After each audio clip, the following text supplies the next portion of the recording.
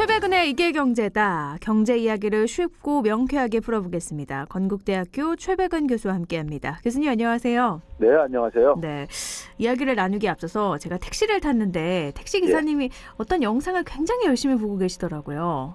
그래서 봤더니 교수님 영상을 꼭 다 챙겨본다고. 그래요? 그렇게 하면서 네, 감사하네요. 네, 굉장히 유명한 분이라고 말씀하셔서 제가 같이 방송합니다. 이렇게 말씀을 네, 드리기도 했는데 오늘 이야기를 또 나눠보도록 하죠. 우리가 UN 무역개발회의 설립 이래 최초로 개발도상국에서 선진국 지위를 인정받은 나라가 됐습니다. 그 이미 지난주 교수님께서 말씀을 해주셨는데 이게 마냥 기뻐해야 할 일인가 이런 문제 제기가 또 나오고 있어요. 그 이유가 개도국으로서의 혜택이 사라지고 또 선진국으로 분담금을 내야 되기 때문에 실익이 없는 거 아닌가 이런 우려들 때문인 것 같은데 어떤가요? 예, 맞습니다. 우리가 이제 그러니까 그동안에 우리는 이제 무역을 가지고 성장도 하고 먹고 살 어떤 나라로 이게 우리가 인식이 돼 있잖아요. 네. 그래서 이제 우리가 세계 무역에 있어서 선진국에 비해서 개도국들은 상대적으로 그래도 좀 혜택을 좀 받아왔던 것들이 있습니다. 네. 그래서 이제 우리가 선진국으로 가게 되면은 이제 개도국 이제 혜택이 없어지는 게 아니냐 이제 이렇게 이제 우려하는 게 한 부분인데요. 이 개도국이었을 때 혜택은 어떤 것들이 있었어요? 그러니까 예를 들면 이런 거죠. 관세에 있어서 우리가 이제 쌀 시장 이제 그러니까 개방 같은 거라든가 우리가 경쟁력이 취약한 부분들에 대해서 좀 이제 산업을 보호해 줄 수 있는 시간을 좀 이제 얻는다든가 아니면 이제 뭐 관세율을 그러니까 우리가 좀 이제 상대적으로 선진 국가들보다 좀 이제 높일 수 있는 거라든가 이런 여러 가지들이 있는 거죠. 네네. 가격 경쟁력 같은 것들이 아무래도 조금 안 될 수 있으니 그런 것들을 좀 해준 거군요. 네. 예, 그렇죠. 그러면 이제 근데 이 문제가요. 이걸 다루는 데가 WTO라고 세계 무역기구잖아요. 네. 근데 이 WTO에서 우리가 개도국 지위를 2019년에 이미 졸업했어요. 네. 이게 일반 국민들한테 안 알려져 있는 건데. 이번이 아니라 2019년에 이미. 19년에 이미 그러니까 한국은 더 이상 개도국이 아니다. 네. 왜 그러냐면 IMF라든가 OECD에서 이미 선진국으로 우리가 분류가 되어 왔거든요. 네. 이번에 그러니까 유일하게 남았던 데가 유엔에서만 그러니까 개도국으로 남아 있었던 거예요. 네, 그러니까 여러 군데서 각각의 기준을 정해서 개도국, 선진국을 나뉘는데 WTO에서는 2019년에 됐던 거고 유엔 무역개발회의에서는 이번에 된 거고 그런 거군요. 그렇죠. 네. 그러니까 우리가 사실상 보게 되면 경제 규모가 세계 10위고요. 네. 그리고 이제 1인당 소득도 그러니까 우리가 3만 달러 되고 그러니까 근데 그러면서 우리가 개도국이라고 얘기하기에는 뭔가 좀 어색한 건 있었었죠. 네. 이제 그랬는데 이제 그러니까 이미 그래서 2019년도에 무역에 있어서 혜택은 이미 우리가 졸업을 했다는 것을 그렇기 때문에 추가로 그러니까 우리가 뭐 더 그러니까 이 불이익을 보는 건 없다 무역에 있어서.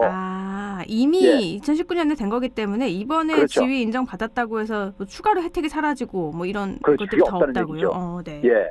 그걸 한 가지 지적하고 싶고요. 두 번째는 이제 유엔에서 선진국 되게 되면 유엔에 있어서 그러니까 소위 선진국의 어떤 격에 맞는 이제 이 역할을 또 좀 해야 되는 건데요. 근데 이제 거기에 이제 긍정적인 측면은 잠깐 가고 이제 우리가 이제 흔히 걱정하는 게 분담금, 선진국들이 분담금을 내고 개도국한테 그러니까 우리가 지원도 해주고 뭐 이렇게 하잖아요. 근데 우리나라가 OECD에서 6번째로 그러니까 이미 지원금을 많이 내는 나라입니다. 이미 왜 그러냐면 OECD에서 선진국이다 보니까는 이 공여 국가라죠. 공여한다고 해서 이제 수진 국가나 개도국에 대해서 어려운 국가들에서 이제 우리가 투자 지원도 해주고 많은 이제 현금 지원도 해주고 이제 이런 것들이 있는데 6번째로 이미 많이 하고 있는 나라예요. 그리고 이제 제가 이제 하나 이제 비유적으로 얘기한다면 우리가 이제 그러니까는 어려웠을 때 자녀는 그러니까 뭐 이렇게 아들 딸이 있는데도 불구하고 자녀가 커가고 있는데도 작은 방을 그러니까 뭐 2개짜리에서 이렇게 살다가요. 작은 집에서요. 살게 돼가지고 아이들한테 각각 이제 방을 못 줬었어요. 안타깝게도요. 그런데 우리가 이제 좀 이제 여유가 생겨서 방을 이제 한 1,000여 개 있는 데로 이제 우리가 집을 좀 넓혀서 갔을 때 어떤 문제가 생깁니까? 관리비가 증가할 거 아닙니까? 집이 커지니까, 그렇죠. 관리비 증가한다고 해가지고 우리가 그 넓은 데로 안 옮겨갈 거냐고요.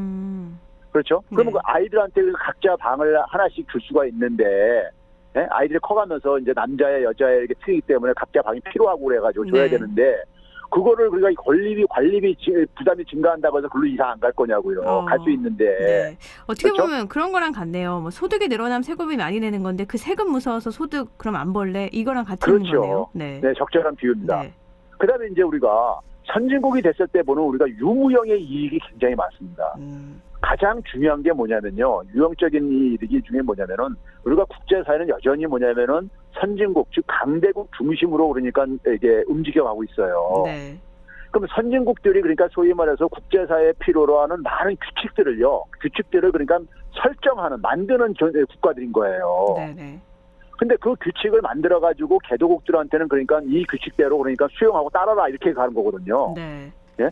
근데 우리가 선진국이 되게 되면은 우리 목소리를 반영시킬 수가 있는 거잖아요. 그렇죠. 그러니까 우리가 이제 종속 변수로 살아왔는데 독립 변수가 되는 거잖아요. 네. 이게 얼마나 큰 이익입니까? 그동안에 우리가 네. 예를 들어서 한반도 문제에서도 그동안에는 뭐냐면은 G7 같은 데서 자기들끼리 그러니까 한반도 문제를 거기서 논의를 하고 거기서 무슨 결의를 하고 이랬단 말이에요. 네. 그리고 우리는 그 결정을 그냥 그러니까 강 건너 불구경하듯이 쳐다볼 수밖에 없었고요. 우리 문제인데 우리가 목소리를 그렇죠. 낼 수가 없는 서러운 상황이 있었죠. 네. 그렇죠. 근데 이제 그게 우리가 G7 확대 개편하고 들어가게 되면은 그 문제에 대해서 우리 목소리를 경청을 안 할 수밖에 없을 게 아니겠습니까? 나머지 국가들이요. 네. 이게 한국의 문제인데, 그렇죠? 네. 그런 것처럼 세계에는 많은 그러니까 규칙들이 지금 많이 변화도 생기고 새로운 규칙도 만들어야 되는 이런 상황들이 있습니다. 그러니까 우리가 예를 들어서 만약에 그러니까 반도체라든가 무슨 송신이라든가 이런 거에서도 새로운 기술이 개발돼가졌을 때 새로운 어떤 것을 표준화를 삼을 것이냐, 뭐 이런 것들 어떤 규칙들을 삼을 때 그게 되게 선진국가 중심으로 되게 이루어져요. 네. 근데 그런 것들에 그러니까 참여를 하는 거하고 안 하는 거하고는 이건 천지 차이입니다. 국가 이익에 있어서요. 그럴 게 아니겠습니까요? 네네. 그리고 선진국으로 분류되게 되면요, 국가 신용 등급이 올라갑니다. 아, 네. 되게 선진국가들이 국가 신용 등급이 높잖아요. 네. 그 이유가 왜 그러냐면 선진국은 왜 선진국이겠습니까요? 경제가 그만큼 안정돼 있고 경제 규모가 크고 이런 걸 의미하는 거잖아요. 네. 경제적으로 보게 되면요. 그리고 자연히 그런 그러니까 소위 말해서 국가의 위상 증가가 소위 말해서 브랜드의 가치에 이거에 그러니까 반영이 되는 거예요. 네. 그러니까 이런 유무형의 이런 이익을 이거를 그러니까 우리가 포기하고 계속으로 그러니까 좀 분담금 좀 낸다고 네. 하는 것은 제가 볼 때 이건 말이 안 되는 얘기고요. 이해할 수 없는 사실, 상황. 네. 예, 그거를 그동안에 이제 그러니까 지금 그런 얘기를 지적하시는 분들이 과거에 박근혜 정부나 이명박 정부에서요 추진했었던 국정 목표 중에 하나가 선진화 전략이었었습니다. 네. 항상 그러니까는 그 양대 정부에서 보수 정부에서 했던 것이 선진화 전략이었어요. 대한민국을 빨리 그러니까 선진국으로 만들자 이거였었던 거거든요. 네. 근데 그거를 지금 와서 그러니까는 그 선진국 되는 것에 대해서 이렇게 부정적인 측면을 그러니까 이렇게 부상시킨다는 것은 제가 볼 때 모순이고요. 예? 그런 점에서 이제 이 부분은 제가 볼 때 이제 국제기구에서 국제사에서 마지막 남은 부분이 유엔이었었는데 네. 유엔에서 이제 그러니까 선진국 지위로 이제 이동을 함으로써 이제 명실상부하게 전 세계적으로 이제 그러니까 선진국으로 된 거예요. 이미 뭐 OECD나 WTO에서는 우리가 선진국이었는데 유엔에서만 아니었던 건데 이번에 된 그렇죠. 거다. 근데 이 분담금을 도대체 얼마나 내길래 이런 우려까지 나오는 거예요? 분담금이라는 게 이런 거예요. 그러니까 예를 들면 그러니까 우리가 그 유엔 산하에 많은 거 있는데 뭐 유네스코 같은 것도 있고 네. 그다음에 이제 그러니까 우리가 국제 그러니까 이제 우리가 세계 그러니까 식량 기구 뭐 이런 것도 있고 그러잖아요. 네. 그런데 그러니까 기하선상에 있는 나라들한테 우리가 지원도 해주고 그럴 때 되게 뭐냐면은 부자 국가하고 가난한 국가가 똑같이 낼 수는 없는 거잖아요. 그렇죠. 그렇죠. 그러면 거기에 따라서 하는데 우리가 우리 경제 규모에 그건 맞춰서 되게 해요. 무조건 되고 이제 그러니까 하는 게 아니라 네. 경제 규모가 잘 살게 되면은 조금 더 내는 거예요. 그러니까 이제 여유가 생겼으니까요. 이거를 뭐 유엔에서 딱 정해서 이만큼 내라 이런 게 아니라 경제 규모에 그렇죠. 따라서 그 나라가 알아서 정해서 내는 건가요? 그렇죠. 예, 그 되게 이제 그것도 다 이제 협상을 하고 다 그러죠. 네네. 예. 이 분담금 때문에 실익이 없다는 거는 정말 어떻게 보면 이 분담금 그러면 계속 개도국으로 있어야 되냐 이건 말이 안 되는 얘기라고 하셨는데 그렇죠. 네. 예. 근데 세계 속에서 이제는 모든 곳에서 다 우리나라가 선진국이라고 말하고 있는 거잖아요. 그만큼 위상이 확 달라졌는데 그 이유는 역시 코로나인가요? 맞습니다. 우리가 이제 그 최근에 보게 되면은 지난 1년 사이에요. 네. 많은 변화가 지금 발생을 하고 있어요. 발생을 하고 있는데 한번 봐보세요. 이게 이제 그러니까 우리가 왜 갑자기 이런 변화가 생겼는가. 지난번에 제가 이제 수출이 상반기에 폭발적으로 증가하는 거. 네. 이것도 이제 그러니까는 왜 갑자기 대한민국 상품이 갑자기 무슨 뭐 이렇게 좋아질 이유가 없는데 1년 사이에 네. 이런 얘기 했잖아요. 네네. 그럼 이 상황 속에서 우리가 지금 코로나 전후 상황 속에서 변화가 발생하는데 이게 뭐냐면 이게 사실 길게 보게 되면 2년 전으로 거슬러 올라갑니다. 2년 전에 우리가 무슨 일이 있었는가 생각해보면요. 지난번에 한번 다뤘지만은 일본이 경제 침략해 들어왔잖아요. 네. 그렇죠? 그때 경제 침략해 들어올 때 우리가 그러니까 그 당시 상황을 생각해보면요. 우리 개도국들은 되게 어떤 나라들이냐면요. 2차 세계대전 이전에 되게 식민지 경험을 했던 나라들이 개도국들입니다. 네. 많은 그러니까 식민지로 있다가 거기서 해방이 되면서 이제 개도국으로 이제 그러니까 바뀐 것뿐이죠. 정치적으로는 독립이 됐지만은 경제적으로 낙후가 돼 있고 이런 나라들이 개도국이었었잖아요. 네. 그렇죠? 그런데 그러다 보니까는 우리 이 개도국들이 가지고 있는 것은 뭐냐면은 소위 말해서 식민지적인 어떤 간에 이 상은 트라우마가 있죠. 그 식민적인 트라우마가 대표적인 게 뭐냐면 경제 기술적으로 자기를 지배하고 있었던 그 식민지 모국한테 이 종속돼 있는 거 경제적으로요, 의존하게 기술적으로요. 되는데. 예, 그런 거라든가 그다음에 특히 더 이제 가장 심각한 건 뭐냐면은 열등감 같은 겁니다. 이런 건데 우리가 일본이 경제 침략에 들어온 것을 잘 막았잖아요. 그 경제 침략이라는 건 화이트리스트 배제 말씀하시는 거죠? 아니 뭐 그 수출 규제도 해가지고 네네. 대한민국의 반도체 산업에 타격을 입히려고 그랬잖아요. 네네. 근데 우리가 그걸 가지고 피해를 안 입고 잘 막았잖아요. 어쨌든 간에 결과적으로요. 네. 그러면 일본은 세계 경제 규모 3위인 나라입니다. 지금도 여전히요. 네. 그 나라하고 그러니까 우리가 처음에 많은 사람들이 걱정했던 게 뭐냐면 세계 경제 규모 3위인 나라하고 우리가 싸움을 해서 어떻게 이기냐. 이게 바로 뭐냐면 열등감이었었던 거예요. 네. 네? 열등감에서 비롯됐던 건데 근데 우리가 사실 그 당시에 우리 역량은 상당히 성장돼 있었다 이거예요. 그러니까 우리가 지금 소부장 산업을 그때부터 어쩔 수 없이 육성을 하게 되게 됐잖아요. 네. 근데 그게 갑자기 그러면 1년 사이에 우리가 불합소 같은 경우 99.9는 만들 수 있지만 99점 밑에 소수가 8개, 9개 있는 걸 못 만든다. 이런 얘기를 막 그 당시 유행하고 그랬었잖아요. 네. 근데 결과적으로 보니까 2년 지나서 만들었단 말이에요. 그 얘기는 뭡니까요? 우리가 2년 전에도 그런 역량은 축적돼 있었다는 얘기예요. 네. 근데 우리가 그거를 우리의 역량을 그대로 그걸 몰랐던 것은 뭐냐면 우리가 이제 열등감이 작용했던 거죠. 네? 근데 이제 어쨌든 간에 이걸 잘 극복함으로써 우리가 이제 뭐냐면 일본의 어떤 그런 압박을 견뎌내고 이겨냄으로써 그러니까 우리가 그 이 열등감에서 벗어날 수 있게 된 겁니다. 그러면 이렇게 열등감을 항상 느끼다가 이번에 경제 침략에 맞서서 열등감을 극복하고 이렇게 이겨낼 수 있었던 배경은 어디에 있을까요? 그러니까 그 당시에 그러니까 우리 역량은 상당히 우리가 이제 경제 성장을 계속해서 해왔잖아요. 수십 년간이요. 네. 우리 역량은 이렇게 성장해 왔던 거예요. 왔는데 우리가 그 성장한 것에 대해서 우리는 여전히 우리는 이 개도국이고 자기 자신을 그러니까 제대로 평가를 못한 거죠. 충분히 할 수 있는 능력은 있는데 그냥 머리로는 안 돼 해서 발휘를 못했던 거였네요. 그렇죠. 그거를 어쨌든 간에 대통령이 어쨌든 간에 중심을 잡아줬고 네. 촛불 시민들이 어쨌든 간에 같이 단결을 해가지고 그걸 이제 그러니까 우리가 이겨낸 거 아닙니까요. 네. 이겨내면서 그게 뭘로 연결됐냐면요. 그러자마자 뭐가 터졌습니까? 코로나 재난이 터졌잖아요. 네. 코로나 재난에서 우리가 K방역이라는 소위 감염병, 21세기형 감염병의 새로운 방역 모델을 제시한 거예요. 네. 전 세계 다른 나라는 흉내를 낼 수 없는 거를요. 네. 근데 그 방역 모델에 있어서 우리가 IT 기술 이런 것도 있지만은 전 국민들의 그러니까 자발적인 참여와 협조가 이게 필수적이었던 거예요. 그렇죠? 네. 그러니까 그게 어디서 나왔느냐? 국민들이 굉장히 자긍심이 생긴 거죠. 국민들이 그러니까 우리도 할 수 있다.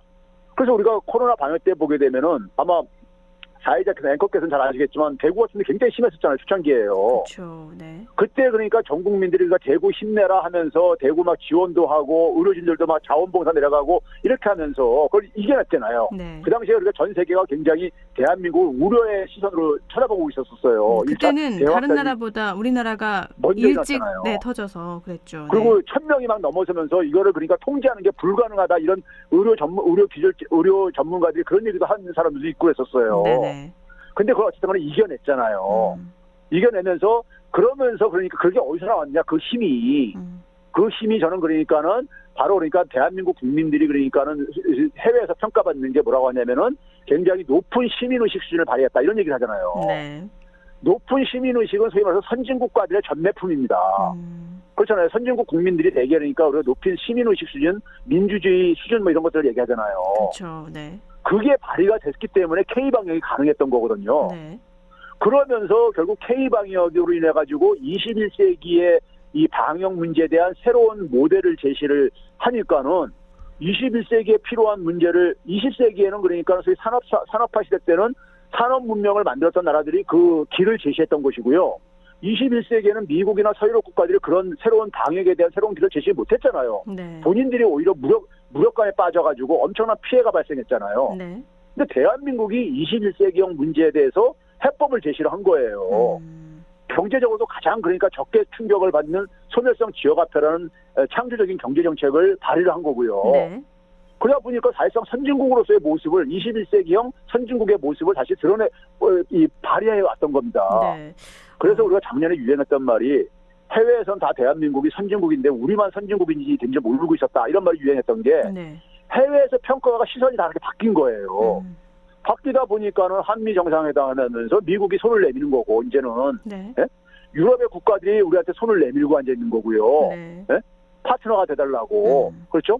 그 연장선에서 웅크타트 이런 것도 그러니까 우리가 선진국 지위로 변경도 발생을 하는 것인 거죠. 네, 하나 지금 말씀을 들어보면 K-방역 때문에 우리나라의 위상이 이렇게 높아졌는데 지금 코로나19가 심상치가 않잖아요. 4차 재확산이 본격화된 양상인데 이것 때문에 우리나라의 위상이 좀 달라지거나 그럴 수도 있지 않을까 우려도 되거든요. 자, 이 문제를요. 지금 이게 1,100명 넘어가고 있잖아요. 사실상 4차 대유행인데 그러면 이 상황이 그러니까 우리가 영국 같은 경우는 지금 뭐냐면 백신을 그러니까 접종률이 굉장히 높아졌다고 해가지고 마스크를 그러니까 노마스크로 이렇게 전개했다가 델타 변이가 확산되면서 그러니까 다시 실내는 그러니까 마스크 착용으로 이렇게 돌아가면서 그러면서 이 델타 변이를 그러니까 통제하기 위해서 과거처럼 락다운을 할 수 없다. 너무 피해가 크기 때문에 그냥 사망자 수가 줄어들기 때문에 백신 접종을 하게 되면은 그러면은 그냥 이거를 그냥 독감처럼 이렇게 안고 살아갈 수밖에 없다. 이런 지금 영국이 지금 이런 모습을 보이고 있잖아요. 이스라엘이랑 이런 나라들이요. 그렇죠. 근데 우리나라는 여전히 뭐냐면 지금 여전히 대한민국의 방역의 핵심이 뭐였습니까? 3T라고 해가지고 테스트. 그러니까 이 조사를 하고 그다음에 트레이스 추적을 하고 그다음에 트리트 치료를 하고 하는 이 방법을 지금 여전히 계속해서 지금 어쨌든 간에 이번에도 이걸 작동시키겠다는 거 아닙니까요? 그렇죠? 그래가지고 우리는 그러니까 이거를 그냥 확산되는 걸 불가피하다가면서 체념하는 게 아니라 이걸 또 한 번 이겨내겠다고 지금 하고 있는 거잖아요. 그러니까 다른 나라는 이렇게 확산이 많이 되고 지금 뭐 영국도 뭐 3만 명씩 나오고 있는데 그렇죠. 코로나를 그냥 독감처럼 받아들이겠다. 이제 인식을 전환하겠다라고 어떻게 보면 반포기한 거나 마찬가지인데 우리나라는 끝까지 포기하지 않고 코로나를 잡겠다. 이런 의식을 가지고 있는 거라고요. 근데 우리가 거기에 대한 한번 극복 경험을 갖고 있잖아요. 그래서 여기에서 그러니까 국민들이 다시 한번 그러니까 이 자율적인 협조가 발휘가 돼야 되는데 제가 그래서도 그러니까 이 전국민 재난지원금을 얘기를 하는 겁니다. 국민들 사기 이것도 가구 이런 효과들도 있고 그렇기 때문에 그런 얘기도 하는 건데요. 국민들이 굉장히 헌신적으로 사실 협조가 돼야지만 이게 가능한 거예요. 그렇죠? 이제 그런 점에서 그러한 이제 그러니까는 우리는 경험도 갖고 있고 그러니까 이 부분을 그러니까 4차 유행도 그러니까 이겨낼 가능성을 그러니까 배제할 수가 없는 거고요. 그렇죠? 그러면서 이제 8월 말 9월 달부터는 이제 백신 접종도 이제 가속도가 붙을 거고요. 지금 이제 예상으로는요. 그러면은 저는 그렇게 이게 비관적인 어떤 하나의 결과로 이어질 것 같지는 않다고 생각이 들고요. 그런 점에서 이제 그러니까는 K-방역은 여전히 유효하고 작동하고 있다고 저는 이제 평가하고 있습니다. 코로나와 함께 떼놓을 수 없는 게 또 이 재난지원금 방식이잖아요. 이거는 여전히 논란이 벌어지고 있는데 그래서 또 안 다룰 수도 없는 것 같아요. 교수님께서는 대한민국의 기득권이 선진국 대한민국에 적응하지 못하고 있다. 이렇게 보시죠. 이게 이제 뭐냐면은 우리가 사실 어떤 특권이라는 것은 사실 선진국 사회에서는 그렇게 특권이라는 것이 이렇게 노골적으로 이렇게 작동되지가 않습니다. 투명하고 사회가 민주적으로 운영되고 그러기 때문에요. 대개 이제 우리가 후진 국가들의 모습이 특권이라든가 반칙 이런 것들이 횡행을 하고 있는 거잖아요. 더 눈에 띄는 게 오히려 후진국이다. 그렇죠. 그러니까 사실 우리가 전 근대 사회가 바로 이제 그런 사회잖아요. 소위 말해서 특권이 지배를 하고 그렇죠. 그러면 이제 그런 점에서 지금 우리가 선진국으로 가면서 계속해서 이제 요구되는 게 뭡니까? 정부의 투명성이라든가 민주주의 이런 거 국민들의 시민의식도 굉장히 높아지고 있고요. 공정성을 더 요구를 하고 있고 젊은 사람이 있어서 그런 거 더 많이 요구를 하고 있고 이제 그런 것처럼 그러니까 20세기까지 그러니까는 소위 말해서 기존에 그러니까 많은 특권과 반칙을 누려왔던 분들이 그 변화에 그러니까 사실 지금 잘 적응을 못하는 거로 저는 보는 거예요. 시대 흐름은 지금 우리가 선진국으로 보다 투명하고 개방된 사회로 가고 있는데 그 기득권들이 모두가 다 함께 누려야 되는 걸 원치 않는 거죠. 그렇죠. 네. 예, 바로 그겁니다. 그래서 그 과정이 순조롭지 않은 것 같아요. 네. 예, 그런데 문제는 그것을 되돌릴 수 없을 만큼 지금 변화가 진행되고 있고 국민들이 더 이상 그러니까 그것을 용납하기가 쉽지 않게 됐다 이거죠. 국민들 의식 수준이든 그다음에 대외적으로 우리가 대한민국 하게 되면은 그 어쨌든 간에 이 이제 대접받는 이것도 이제 그러니까 격상이 됐고 그러다 보니까요. 그러니까 그러면 거기에 빨리 적응을 하는 게 저는 네? 적응을 하는 게 올바른 자세인 것이지 계속해서 자기가 예전에 그러니까 누렸던 그러한 그러니까 우리가 법 앞에 모두가 평등하다고 하는데 특권이란 건 바로 뭡니까? 자기는 법 위에 존재하려고 하는 거잖아요. 그렇죠. 그걸 누가 용납하겠습니까요? 지금 시대 앞으로 더구나 젊은 이들 세대 속에서는요. 네. 최근에 또 발표된 게 있습니다. 경제협력개발기구 OECD가 발표하는 정부 신뢰도 조사에서 우리나라가 37개 회원국 가운데 20위에 올랐어요. 12단계 상승한 거라고 하는데 또 한국 정부 신뢰도가 40%를 넘어섰는데 이게 2007년 조사 시작 이래 처음이라고요?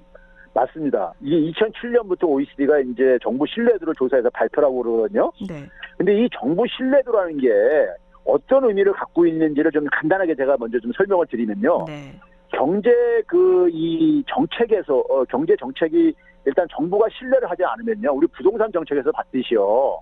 사람들이 부동산 정책에 대한 신뢰가 굉장히 떨어져 있잖아요, 지금요. 네. 그러다 보니까는 정부가 뭐라고 해더라도 믿지 않아요. 그렇죠. 네. 그렇죠? 그렇게 되면 정부 정책이 이 정부가 정책을 어떻게 이제 우리가 그 발표를 하게 되면은 거기에 사회 구성원들이 그 정책을 신뢰하고 따라줘야지만 정책은 효과를 보게 돼 있습니다. 네. 그렇죠? 근데 신뢰를 안 하게 되면 그 정책이 작동할 수가 없잖아요. 그렇죠? 네. 그런 점에서 정부에 대한 신뢰도는 굉장히 중요합니다. 여러 가지 점에서요. 나라를 이끌어가는 데 있어서 정부 신뢰도는 그럼 굉장히 큰 역할을 하는 거네요. 그렇죠. 사회 응집력을 그러니까 유도해낼 수 있는 것이고요. 네. 그렇잖아요. 네. 정부를 못 믿겠다고 하면 각자가 각자 도생하는 방식으로 이렇게 살아다 보면 굉장히 질서가 형성도 안 되어지고 그러잖아요. 네. 그렇죠. 그런 점에서 정부 신뢰도는 굉장히 중요합니다. 그런데 이 정부 신뢰도가 그러니까 처음으로 그러니까 우리가 40%를 넘어섰는데 사실은 2019년도 2년 전에도 40%에 거의 반올림만 되는 40%였었어요. 네. 근데 이게 이제 그러니까는 2017년도 지금 2021년도 이 조사는요. 언제 거냐면은 사실 2020년도 자료를 가지고 이걸 계산해서 만든 겁니다. 아, 네. 작년 거군요. 네. 예, 그러니까 2017년도에 우리나라가 37개 국가 OECD 회원 국가 중에 32위라는 것은 거의 그러니까는 저기 하위권 국가라는 얘기잖아요. 네. 근데 그 당시가 2016년도 자료예요. 네. 그럼 2016년도에 무슨 일이 있었느냐? 소위 최순실 국정운영 사태 뭐 이런 것들이 있었잖아요. 아, 네. 그게 이제 반영이 된 거였었고요. 그래서 이제 최하위가 그 당시 기록됐던 것이고, 네. 그러다가 이제 그 이후에 빠르게 이제 그러니까 우리가 되는데, 2019년부터 우리가 소위 말해서 미국이라든가 일본이라든가 프랑스 이런 나라들 다 앞질러요. 2019년부터요. 올해 지수만 앞질린 게 아니라 2019년부터 앞질렀습니다. 오, 네. 그러면 이게 왜 이것도 마찬가지로 왜 2019년도부터냐? 이게 이제 우리가 질문이 나오잖아요. 그쵸. 그게 앞에서 얘기했던 것에 연장선에 있는 겁니다. 아, 역시. 이게 우연이 아니란 얘기예요. 예. 수출 증가 뭐 이런 것뿐만이 아니라 국제적 위상도 그렇고 정부 신뢰도도 그렇고 그게 다 기점이 2019년이에요. 이게 정말 우연히 겹친 게 아니라 그래서 코로나19를 방역을 잘했기 때문에 위상이 확 올라가는 게 이렇게 결과로 드러나네요. 그렇죠. 이런 흐름을 이해를 하지 못하고 그냥 경제적인 수치만 가지고 많은 전문가들이 가려다 보니까 해석이 잘 안 되고 그러는 게 생기는 겁니다. 네. 생기는 건데 그런 점에서 이 그 정부 신뢰도의 이번 그 발표는요 상당히 중요한 의미를 갖는 게 이 정부 신뢰도가 이렇게 높아지려면요 그 사회가 정부가 굉장히 말 그대로 신뢰를 줘야 되는 거잖아요 국민들한테요. 네. 그러면 그 나라 되게 정부 신뢰도가 높은 나라가 어떤 나라들이냐면요 우리보다 앞에 있는 나라들이 되게 북유럽 국가들, 저기 우리가 흔히 아는 스웨덴, 덴마크, 네덜란드, 핀란드, 노르웨이 이런 나라들 있잖아요. 흔히 이걸 보면 행복 지수가 높은 나라들이네요. 복지가 잘 되고. 이런 나라들의 공통점이 뭐냐면요, 인구가 작지요. 네. 영토도 작고요. 네. 이런 나라들은 기본적으로 뭐냐면은 정부가 운영하기가 쉽습니다. 좀 직접 민주주의도 가능하고 네. 그렇기 때문에 굉장히 투명하게 운영되죠. 사회가 굉장히 투명성이 높지요. 네. 이런 나라들이요. 그러니까 이런 우리보다 앞에 있는 나라 중에서 인구 규모라든가 경제 규모가 우리랑 비슷하거나 높은 나라가 독일하고 영국 정도, 영국이 바로 우리 앞에 있어요. 거의 비슷해요. 아, 얼핏 듣기로는 정부 신뢰도 하면 선진국에 높겠거니 했는데 미국이나 일본 이런 데도 우리보다 낮고 호주가 우리보다 2등급이 낮아요. 일본이 3등급이 낮고 프랑스는 6등급이 낮고요. 네. 미국은 한참 낮습니다. 그러면 이게 우리보다 앞에 있는 나라들이 대개 이런 북유럽 국가들, 인구 소국가들인데 그러니까 이들 나라들을 제외하고 이들 나라에서 그러니까 이게 됐던 게 바로 뭡니까요? 정부의 투명한 이들 나라의 공통점이 뭐냐면 민주주의 수준도 굉장히 높은 나라들이에요. 네. 민주주의 수준이 높다는 얘기는 그만큼 뭐냐면은 국민들이 그러니까는 사실 이 의사결정 과정이 투명하고 거기에 잘 자기들의 의견들이 반영되고 있는 얘기 아닙니까요? 네, 그렇죠. 그렇죠? 네. 그러면 이런 나라들은 인구가 작은 게 장점도 있지만은 우리나라가 민주주의에 있어서요 상위 10%에 진입한 게 그것은 2019년부터입니다. 기점이 다 2019년이군요. 그 전까지는요 우리가 뭐냐면 일본뿐만 아니라 대만보다도 밑에 있었어요. 네. 민주주의 수준이요. 네. 30몇 위 국가로 있었는데 네. 우리가 지금은 뭐냐면 10위권대로 진입을 했고 우리보다 앞에 있는 나라는 아까도 했지 이 북유럽 국가들 정도예요. 민주주의 그러니까 수준이라고 하면 네, 신뢰도랑 연관이 되네요. 네. 그렇죠. 그러니까 이게 모든 게 다 맞물려서 이게 지금 나타나고 있는 현상이고 그 결과가 올해 그러니까는 이 선진국 지위로 이게 올라가는 것도 결국 자연스러운 거라 이겁니다. 이게 네. 해외에서 볼 때는 대한민국이 이렇게 변화하고 있는 겁니다.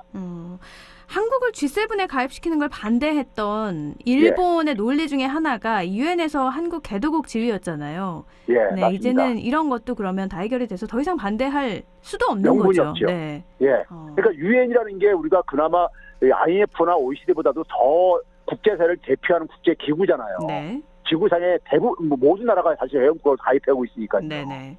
그럼 여기서 그러니까 더 이상 이제 개도국이 지위가 없어지고 선진국이 됐다는 얘기는 뭐 나머지 국제기구에서 다 선진국인데 대한민국을 그러니까 이제 뭐 이런 더구나 세계 경제 규모에서도 그랬을 때 거기서 반대할 이제 그러니까 명분이 없어지는 거죠. 그래서 웅크사태에서 선진국가들이 받아들인 이유도 저는 그런 것도 작용을 했을 거라고 봐요. 그러니까 G7을 지금 뭐냐면 재편하고 싶은 게 지금 미국이나 전통적인 그러니까 서유럽 국가들의 지금 생각이에요. 왜 그러냐면 그것만 가지고 자기들끼리만 가지고는 이게 해결이 잘 안 되고 그러니까는 실질적인 그러니까는 좀 힘을 발휘하려면은 대한민국하고 좀 호주라든가 이런 나라들이 좀 더 들어오는 것이 그만큼 경제력이 많이 분산화되고 그랬으니까요. 네. 들어오는 것이 실질적인 역할을 할 수 있다고 보는 건데 일본은 그냥 그러니까 쓸데없는 그러니까는 소위 말해서 혐한 감정 이런 것 때문에 정치적인 논리로 가는 건데 그게 이제 그러니까는 국제사회 속에서 계속 그렇게 혼자 고집을 피우게 되면은요 오히려 그럴수록 자꾸만 고립화만 돼버리죠. 그러니까 어떻게 보면 비합리적인 그러니까 이 고집을 피운다고 이렇게 자꾸만 이렇게 궁지에 몰릴 수밖에 없다고 저는 봅니다. 이제는 고집 피울 명분도 없어졌으니까 예. 일본도 뭐라고 할 말이 없지 않을까 싶기도 그렇습니다. 하는데. 예. 알겠습니다. 오늘 여기서 마무리 짓죠. 말씀 고맙습니다. 네, 감사합니다. 네, 최백은의 이계경제다 건국대학교 경제학과 최백은 교수와 함께 우리나라의 위상 변화에 대해서 이야기를 나눠봤습니다.